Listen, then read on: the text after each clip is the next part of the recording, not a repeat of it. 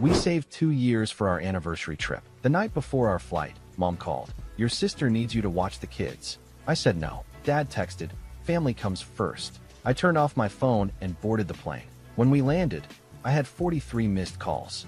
My name's Oliver. I'm 34, and I want to tell you about the time I boarded a plane with 43 missed calls waiting for me on the other side. But before I get to that beautiful disaster, I need to give you some context, because without it, you'll think I'm just some guy who ignored his family for a vacation. And honestly, I wish it were that simple. I've been married to my wife Juniper for 7 years. If you're wondering, yes, that's her real name. And yes, she's heard every single Barry joke you're about to think of. Junie is the kind of person who remembers everyone's birthday, writes thank you cards by hand, and once drove 45 minutes in a rainstorm to bring soup to a coworker she'd known for 2 weeks. She's a better human than I deserve, and I'm not just saying that to score points. I genuinely believe it. Now here's the thing about my family. I grew up in a house where everything revolved around my older sister, Darla. And look, I love Darla. She's my sister. But from the time I was old enough to understand what was happening, it was pretty clear that the family orbit had one son, and it wasn't me. Darla was the first grandchild, the first to graduate college, the first to get married, the first to have kids. Every milestone she hit was treated like a national holiday. When I graduated with honors from my engineering program, my dad said, and I quote, "That's great, bud. Hey, did your mom tell you Darla's thinking about remodeling her kitchen?" I sat there in my cap and gown feeling like a background extra in someone else's movie. Darla married a guy named Rowan when she was 25. Rowan is one of those guys who always has a great business idea that never quite works out. He's been a day trader, a crypto consultant, a life coach, and most recently he started some kind of artisanal beef jerky company that lasted about 4 months before the health department had some opinions. Through all of this, Darla stayed home with their 3 kids, Cody, Maisie, and Little Ro Jr., who everybody calls Bug for reasons nobody can remember. They're good kids, chaotic, loud, and capable of destroying a living room in under 6 minutes, but good kids.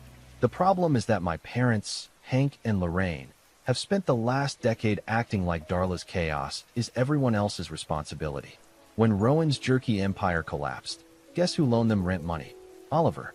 When Darla needed emergency dental work and their insurance lapsed because Rowan forgot to pay the premium, guess who covered it? Oliver. When they needed someone to watch the kids every other weekend so Darla could decompress, guess who rearranged his entire schedule? If you guessed Oliver, congratulations, you're seeing the pattern. And through all of this, did anyone ever say thank you? Did anyone ever acknowledge that maybe Junie and I had our own lives, our own plans, our own stuff going on? Not really. In my family, helping Darla wasn't a favor. It was an expectation. It was the baseline.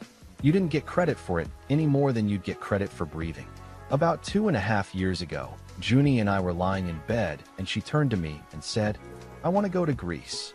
She'd wanted to go since she was a kid, ever since her grandmother showed her postcards from Santorini and told her stories about whitewashed buildings against water so blue it didn't look real.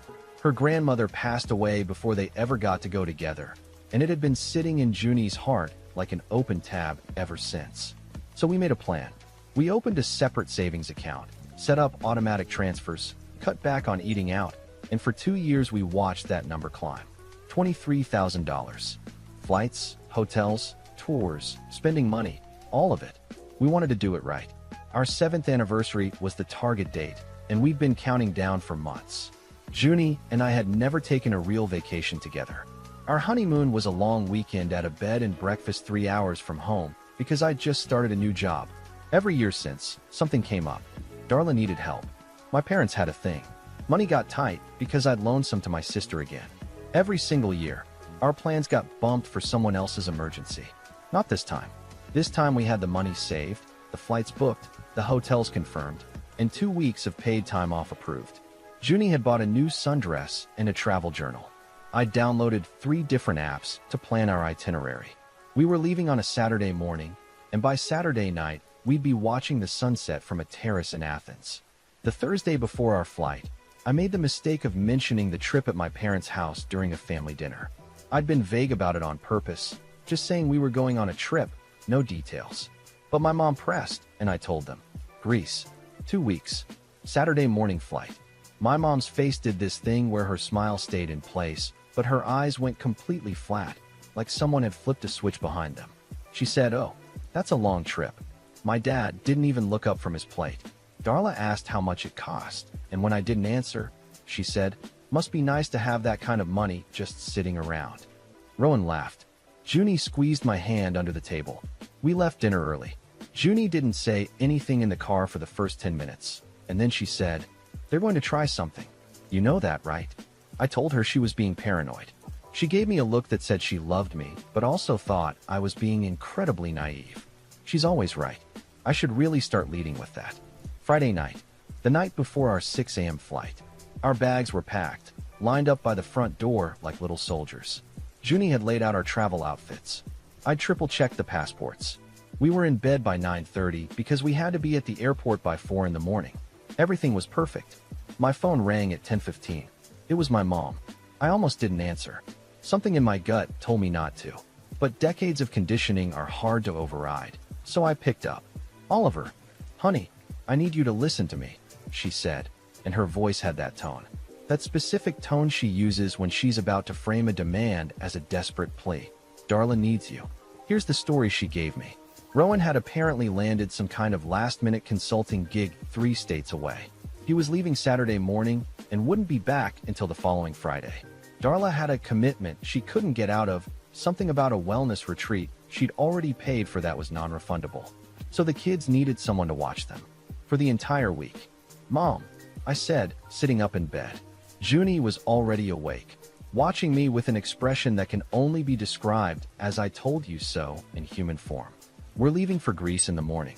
You know this." "I know, honey, but this is family. Darla is really counting on you. She's been under so much stress lately, and she really needs this retreat for her mental health. You understand that, right?" I took a breath. A long one. The kind of breath you take when you're choosing between saying what you want to say and saying what will keep the peace.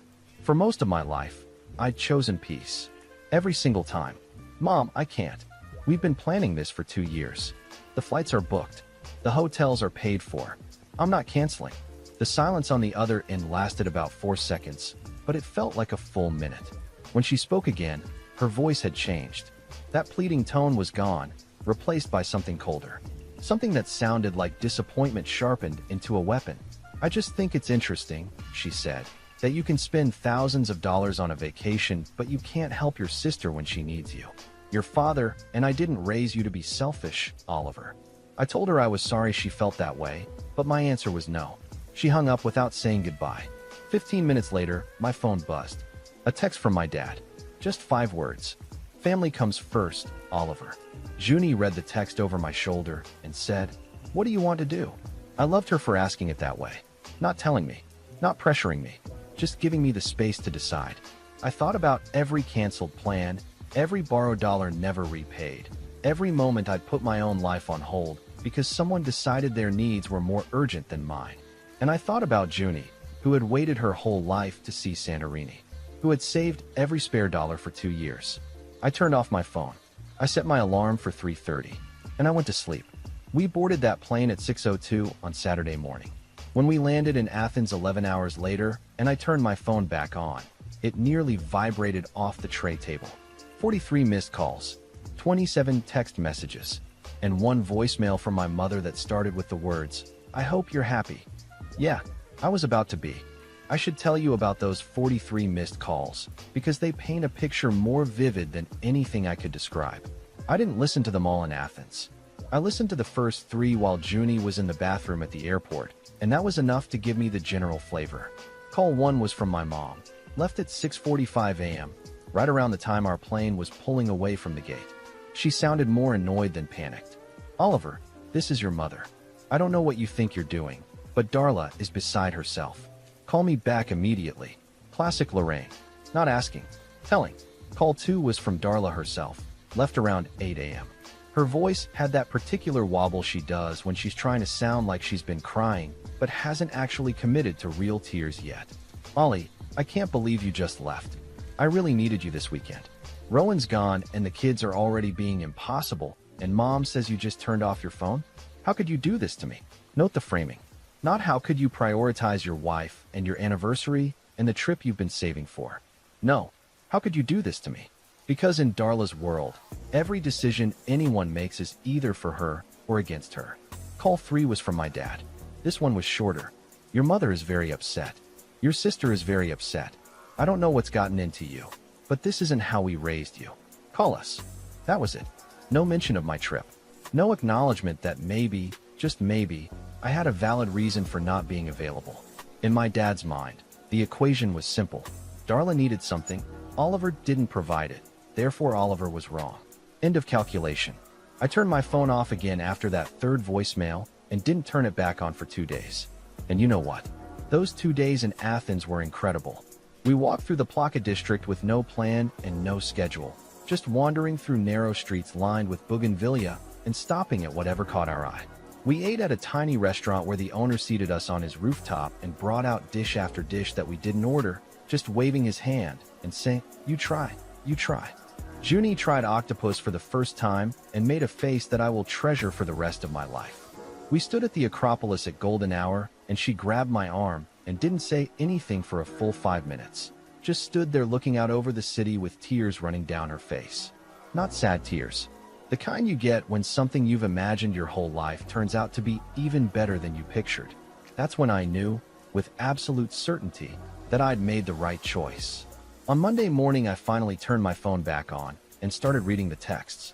The first few were variations of the voicemails. Disappointment, guilt trips, demands to call back. But then they started escalating.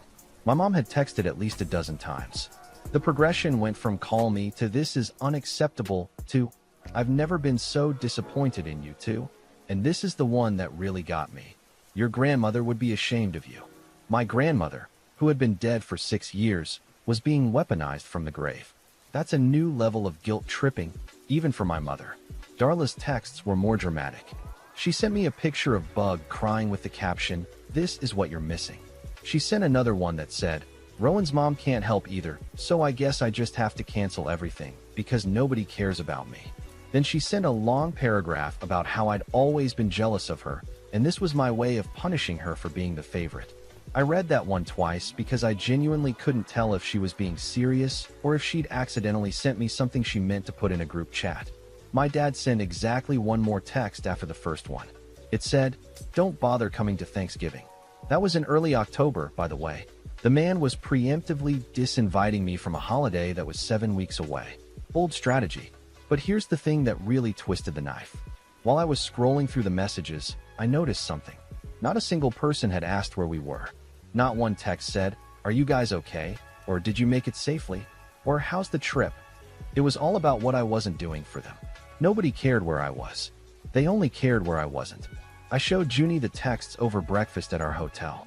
She read through them slowly, sipping her coffee, her expression shifting from irritation to something sadder. When she finished, she set the phone down and said, "Oliver, I want to tell you something, and I want you to really hear it." I nodded. She took my hand across the table and said, "They don't miss you. They miss what you do for them. There's a difference, and it's the difference that matters." I sat with that for a long time. I sat with it while we ferried to Mykonos, while we walked along the waterfront in Little Venice, while we watched the pelicans waddle around like they owned the place. I kept turning it over in my mind like a stone in my pocket. They don't miss you. They miss what you do for them. The thing is, part of me had always known it. I'd known it when my parents forgot my 30th birthday because they were busy planning Darla's baby shower for Bug. I'd known it when Darla called me 2 hours after my wedding to ask if I could lend her money for Cody's school fees. I'd known it when my dad told me he was too busy to come see me get promoted to lead engineer at my firm, but drove 4 hours to watch Darla's son play t-ball. I'd known it my entire life. I just never let myself say it out loud. On our 4th night in Greece, Junie and I were sitting on a balcony in Santorini, the one she'd been dreaming about since she was 7 years old. The sun was going down and the whole sky looked like it was on fire, all orange and pink and gold bleeding into the bluest water I'd ever seen. She leaned against me and said, "Thank you for choosing us." And something shifted inside me. Something that had been bending for years finally broke, but it broke in the good way. The way a bone heals stronger after it's been set right. I decided right there, watching the sun disappear into the Aegean Sea, that things were going to change. I was done being the family ATM. I was done being the emergency babysitter, the emotional support brother, the guy who drops everything because someone else didn't plan their life properly. I wasn't going to be cruel about it. I wasn't going to burn bridges or send some dramatic manifesto. I was just going to stop volunteering to carry weight that was never mine to carry. We spent the rest of the trip exactly the way we'd planned. Delos, Naxos, back to Athens for the final 2 days. Junie filled her travel journal cover to cover. I ate more lamb than any one person should consume in a 2-week span. We laughed more than we had in years. We held hands like we were 22 again. For 14 days, nobody asked me for money. Nobody needed me to fix their problems, and nobody made me feel guilty for existing on my own terms. When we got home, tanned and rested, and carrying about 40 pounds of olive oil and souvenirs between us, I sent one text to my family group chat. It said, "We're home safe. Trip was wonderful. Hope everyone is doing well." Short, polite, neutral. My mom responded 3 hours later with, "Glad you had fun. Darla had to cancel her retreat. She's very upset. No welcome home. No glad you're safe." Just one more reminder that my happiness had cost Darla something. I didn't respond. And honestly, that silence felt like the most powerful thing I'd done in 34 years. The first month after we got back from Greece was like living in a Cold War. Nobody called me. I didn't call them. For the first time since I could remember, my phone wasn't buzzing with requests from my family, and the silence was equal parts peaceful and unsettling. Like when you live next to train tracks your whole life, and then one day the trains stop running. You should be relieved, but your brain keeps waiting for the rumble. Junie noticed the change in me right away. Not the family silence. She was thrilled about that. She noticed that I was lighter. I was sleeping better. I wasn't checking my phone every 20 minutes with that low-grade dread I used to carry around like a second wallet. She said it was like watching someone take off a backpack they'd forgotten they were wearing. At work, things started shifting too. I'd been a lead engineer at Whitmore and Associates for about 3 years at that point, and I was good at my job, but I'd always held back a little. Not on purpose, exactly. It's more that when you spend your whole life being told your accomplishments don't matter, you start believing it. You don't chase the big promotions. You don't speak up in meetings. You do solid work and hope someone notices, and when they don't, you tell yourself that's fine because at least you're being helpful. But after Greece, something clicked. My buddy at work, this guy named Sullivan who'd been in the industry for about 20 years, took me aside one afternoon and said, "Ollie, you've got more talent in your left pinky than half the guys in the executive boardroom. When are you going to stop acting like you're grateful to be here and start acting like they're lucky to have you?" Sullivan's the kind of guy who says things like that with zero irony, just staring at you like he's daring you to disagree. I didn't disagree. I started putting together a proposal for a project I'd been sitting on for over a year. A sustainable infrastructure design for a mixed-use development in the city. It was ambitious, way outside the scope of what our firm usually took on, and part of the reason I'd never brought it forward was because I could hear my dad's voice in the back of my head saying, "Don't get ahead of yourself, bud." But I was done listening to that voice. I worked on the proposal for 3 weeks. Late nights, early mornings, weekends at the dining table with blueprints spread out while Junie brought me coffee and occasionally reminded me that humans need food. When I finally presented it to the partners at Whitmore, there was a silence in the room that lasted about 10 seconds. I thought I'd crashed and burned. Then our senior partner, a woman named Cordelia who'd been in architecture and engineering for 30 years, looked at me over her reading glasses and said, "Why didn't you bring this to us sooner?" They greenlit the project. Not only that, they put me in charge of it. Full lead. My own team. It was the single biggest professional opportunity of my career, and it happened because for the first time in my life, I wasn't using all my energy propping up people who didn't appreciate it. Meanwhile, the family Cold War continued. I got bits and pieces from my cousin Emmett, who was the closest thing I had to an ally in the family. Emmett was my Uncle Gus's son, and he'd always been the other black sheep, the one who went to art school instead of business school and never heard the end of it. He kept me updated through texts that read like dispatches from behind enemy lines. According to Emmett, my parents were telling extended family that I'd abandoned Darla in her time of need to go on a lavish European vacation. The word lavish was doing a lot of heavy lifting in that sentence. They made it sound like I'd chartered a yacht while my sister sat alone in a dark room. The reality was that Darla had ended up asking Rowan's mother, a perfectly capable woman named Cordell who lived 20 minutes away to watch the kids. The very same Cordell who Darla's earlier text had claimed can't help. Funny how solutions appear when the designated doormat isn't available. Emmett also told me something that stuck with me. He said that at a family dinner I wasn't invited to, my mom had said, Oliver's always been difficult.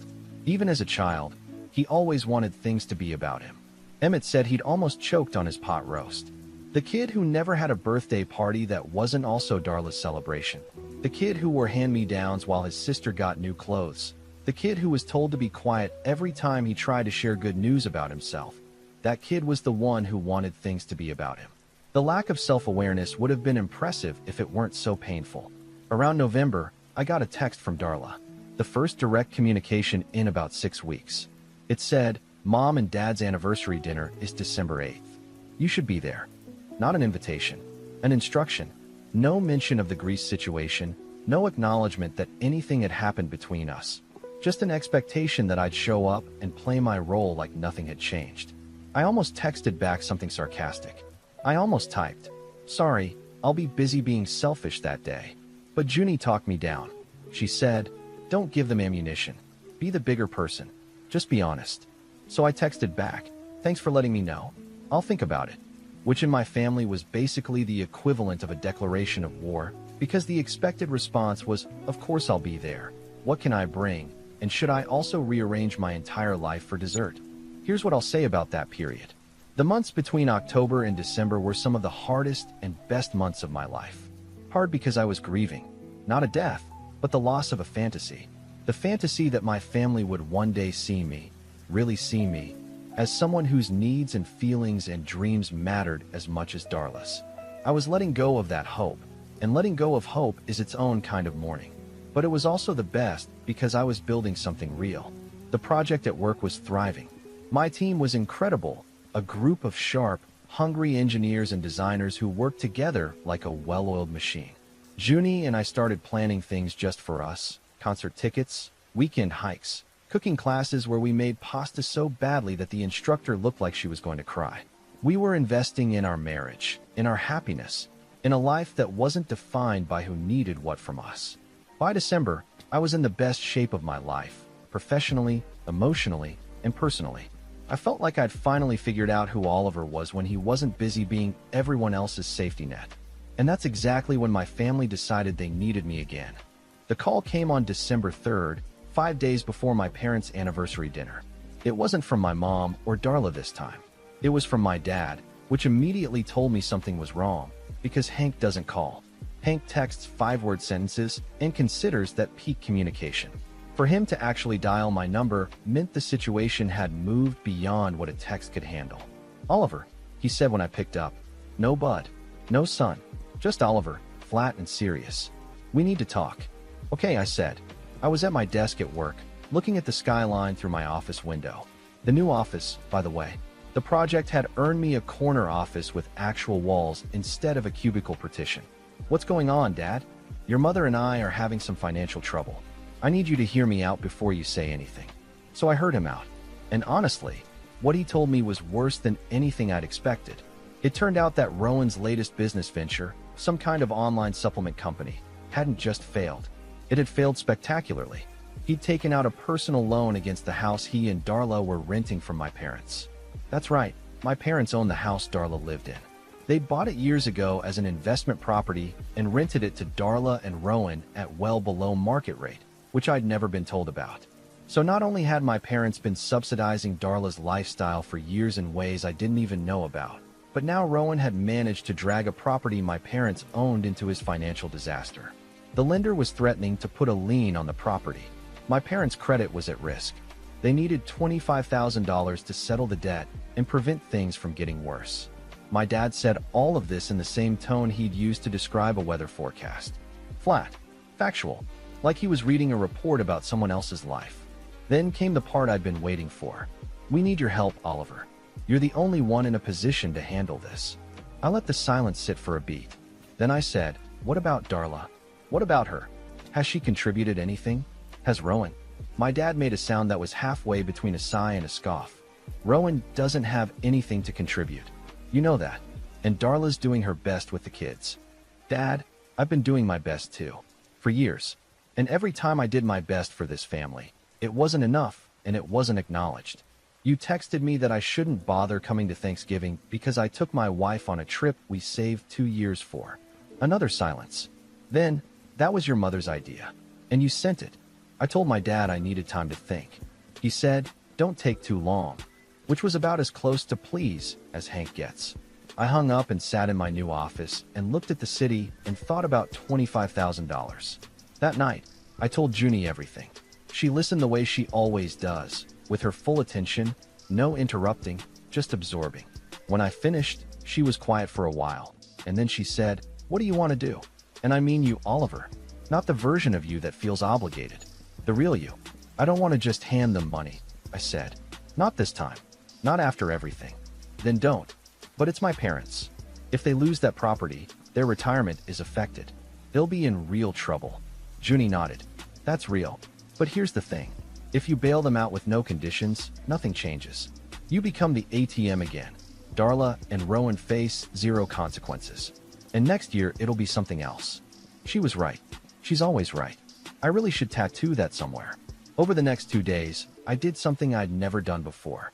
I consulted a financial advisor, a guy named Harlan who Sullivan had recommended. Harlan was a straight shooter with a handshake like a bear trap and a talent for making complicated things simple. I laid out the whole situation, family dynamics included, and asked him what he thought. Harlan leaned back in his chair and said, Oliver, you've got the means to help, and that's a good position to be in. But you've also got leverage, and that's a better position. If you're going to put $25,000 on the table, you need to make sure it's a transaction, not a donation. Set terms. Protect yourself. And make sure everyone in that family understands that the Bank of Oliver is closing permanently after this. So that's what I did. I spent the next 2 days putting together what Junie jokingly called the Oliver Accords. It was a formal agreement, drafted with the help of a lawyer friend of Harlan's named Sloan, that outlined exactly what would happen if I agreed to help. The terms were simple. I would provide the $25,000 as a loan, not a gift. It would be repaid in full within 5 years at a modest interest rate. The repayment would be the responsibility of Darla and Rowan, since it was their mess, not my parents'.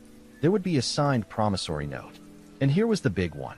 My parents would formally transfer ownership of the rental property into their own names only, removing any possibility of Rowan using it as collateral again. Additionally, Rowan would be required to complete a financial literacy course before any funds were disbursed. I also added a personal clause that Sloan said wasn't legally binding, but that I wanted in writing anyway. It stated that I was doing this of my own free will, and that this was the final financial assistance I would provide to any family member. Period. Full stop. The well was dry after this. I printed out 2 copies of the agreement. I put them in a folder. And then I called my dad and told him I'd be at the anniversary dinner on December 8th. Good, he said. Your mother will be pleased. I'm not coming for dinner, Dad. I'm coming to have a conversation.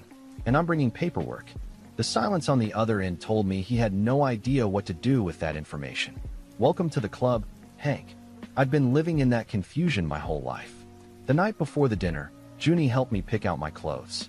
Not because I needed fashion advice, but because she said I should walk in there looking like the man I'd become, not the kid they remembered. She picked a navy suit I'd bought for a work presentation, no tie, top button undone. She straightened my collar and looked at me and said, "Give them hell." Politely. I drove to my parents' house on December 8th with a folder on the passenger seat and a calm in my chest that I hadn't expected. I wasn't nervous. I wasn't angry. I was just ready. I pulled into my parents' driveway at 6:15 and sat in the car for a minute, not because I was scared, but because I wanted to remember this feeling, this clarity. For 34 years I'd walked into that house, trying to be small enough to fit the space they'd made for me. Tonight, I was walking in at full height. The house smelled like Lorraine's pot roast, the one she makes for every important occasion. Darla was already there, sitting at the dining room table with Rowan, who was on his phone and looked like he'd rather be anywhere else. My parents were in the kitchen. When I walked in, my mom turned around and gave me a smile that didn't reach her eyes. "Oliver, you came." Like she was surprised I'd shown up to a dinner I said I'd attend. Like I was the unreliable one. "Hi, Mom. Happy anniversary." I hugged her. It felt stiff. My dad shook my hand. Darla gave me a wave from the table. Rowan didn't look up from his phone. Classic. We sat down to eat, and for about 20 minutes, it was almost normal. My mom talked about her garden club.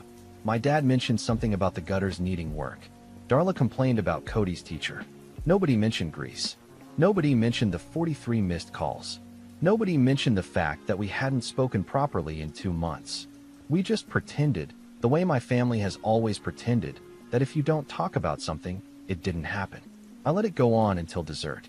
My mom brought out a pie, and while she was cutting it, I set the folder on the table. "What's that?" Darla asked, eyeing it like I'd placed a live animal on the tablecloth. "That's what I came to talk about." I looked at my dad. "You called me about the money situation. I've given it a lot of thought, and I've come up with a solution." The room went quiet. The kind of quiet where you can't hear the kitchen clock ticking. My mom set down the pie server. My dad crossed his arms. Rowan finally put down his phone. I opened the folder and laid out the agreement.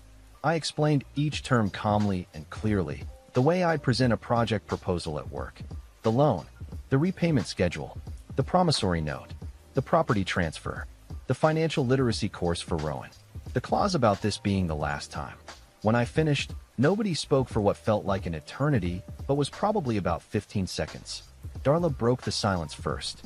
"You're joking, right? You want us to sign a contract? I'm your sister, Oliver, not a business deal." "You're right, you're my sister," I said. "And I love you. But I've given this family thousands of dollars over the years, and not once has anyone acknowledged it, thanked me for it, or paid me back. I'm not doing that again. If I'm going to help, there are going to be terms." "This is ridiculous," Darla said, looking at my parents for backup. "Mom, tell him this is ridiculous." My mom's mouth opened, but my dad spoke first. "Let me see it." He pulled the document toward him and started reading. My mom leaned over his shoulder. The room was so quiet I could hear Rowan breathing. After a minute, my dad looked up. "You want Darla and Rowan to repay you, not us." "That's correct. It's their debt. Rowan took out the loan. It should be their responsibility." "I can't afford that," Rowan said, speaking for the first time all night. "I'm between opportunities right now." "You've been between opportunities for 7 years, Rowan," I said, and I wasn't being mean about it. I said it the way you'd state a fact. The sky is blue. Water is wet. Rowan is between opportunities. That's why there's a financial literacy course in the agreement. And that's why the repayment period is 5 years. I'm not asking for the money tomorrow. I'm asking for accountability. Darla stood up. "I can't believe this. After everything Mom and Dad have done for you, this is how you treat family? You go on your fancy vacation, you disappear for months, and now you show up with a contract." And that's when something happened that I did not expect. My mom spoke. "Sit down, Darla." We all looked at her. Darla looked like she'd been slapped. My mom's face was doing something I'd never seen before, something that looked almost like shame. "Your brother," my mom said, slowly, like she was choosing each word carefully, "is the only person in this family who has consistently shown up. He's the only one who's ever offered to help without being asked. And we have never, not once, treated him the way he deserved for it." She looked at me, and for the first time in my adult life, I saw my mother actually seeing me. "I owe you an apology, Oliver. A real one. Not for the phone call. For all of it." My dad cleared his throat. He looked uncomfortable, which for Hank meant he was experiencing a human emotion and didn't know where to put it. "Your mother's right," he said. "We leaned on you too hard. That wasn't fair. I won't pretend I didn't feel something crack open in my chest when they said that. I won't pretend my eyes didn't get a little wet. But I held it together, because this wasn't the time for a breakdown. This was the time for a new beginning, and new beginnings require clear heads." Darla sat back down. She was crying. Real tears this time, not the performative kind. "I didn't know," she said quietly. "I mean, I knew you helped, but I didn't know it was like that. I didn't know you felt like that." "Because nobody asked," I said. Not with anger, just truth. Rowan, to his credit, looked at the agreement and said, "I'll sign it. And I'll do the course." Then he looked at me and said something he'd never said in all the years I'd known him. "Thank you, Oliver. And I'm sorry." They signed. Both copies. My dad signed as a witness. My mom watched the whole thing with her hand over her mouth, and when it was done, she walked over to me and hugged me. A real hug. The kind that lasts long enough for you to feel it in your bones. That was 4 months ago. Darla and I have talked more in the last 4 months than we did in the previous 4 years. It's not perfect. We're not suddenly best friends braiding each other's hair. But she called me on my birthday last month, the first time she'd remembered it without being reminded, and she said, "I know I have a lot of making up to do. I'm going to try." That was enough. For now, that was enough. Rowan is 3 weeks into his financial literacy course, and according to Darla, he's actually engaged with it. He got a job at a logistics company. Not glamorous, but steady, with benefits and a paycheck that shows up on time.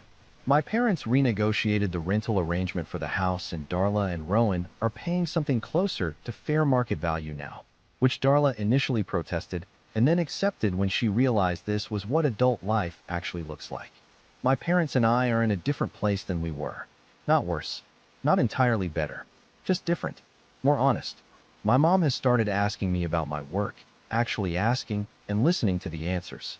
My dad isn't great with words, but he showed up at my office last week with a bag of bagels and said, "Saw this place on the way over. Thought you might be hungry." For Hank, that's basically a sonnet. The project at work is ahead of schedule. My team is incredible.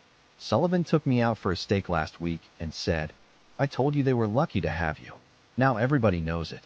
Cordelia mentioned the word partner in a meeting last month, and while I don't want to jinx anything, let's just say I didn't hate the sound of it.